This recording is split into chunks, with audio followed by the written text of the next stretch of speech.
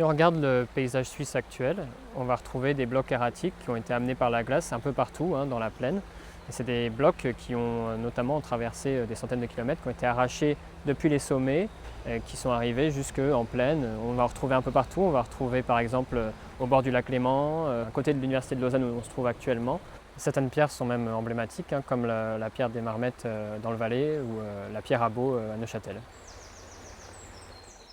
À l'université de Lausanne, on a modélisé pour la première fois le transport des roches et des fragments de roches et des sédiments dans la glace lors de la dernière grande glaciation des Alpes, il y a 24 000 ans, lorsque les Alpes étaient couvertes de glace. Là, ce qui est novateur dans cette étude, c'est qu'on a rajouté en fait, des millions de particules qui sont censées représenter en fait, les fragments de roches et qui vont être transportés à l'intérieur de la glace sur ces centaines de kilomètres, et on a modélisé dans toutes les Alpes.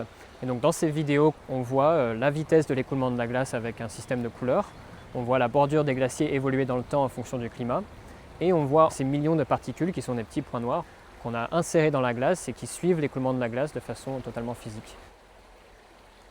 Un des autres avantages un peu novateurs de cette étude, ça a été la production d'un catalogue de résultats qui permet par région d'aller estimer la provenance et les trajectoires de transport des dépôts glaciaires. Et donc les scientifiques terrains qui vont aller étudier ces sédiments, ces dépôts, essayer de les dater, de les comprendre, ils peuvent questionner ce catalogue, aller chercher des résultats à l'échelle de toutes les Alpes et aussi nous demander à nous de venir estimer la trajectoire grâce à notre modèle. Et on arrive à estimer la source de certains blocs qui vont par exemple provenir du glacier d'Aletsch ou du massif du Jungfrau ou encore du massif des Dolomites pour certains dépôts qu'on va retrouver en Italie.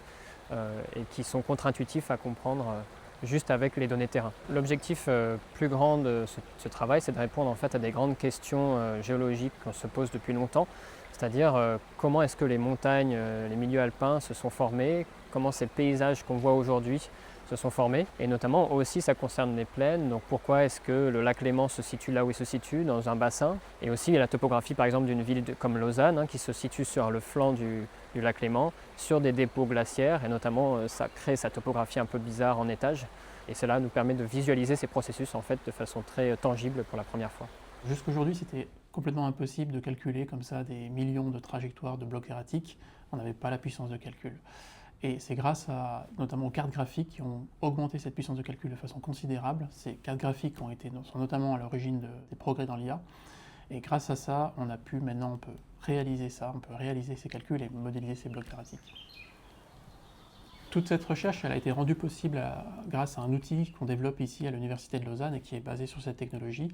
On a modélisé des blocs erratiques, toutefois on peut tout à fait modéliser l'évolution de la calotte antarctique ou de nos glaciers dans les Alpes, dans le passé comme dans le futur. D'ailleurs, c'est un modèle qui est utilisé par des glaciologues du monde entier à cette fin.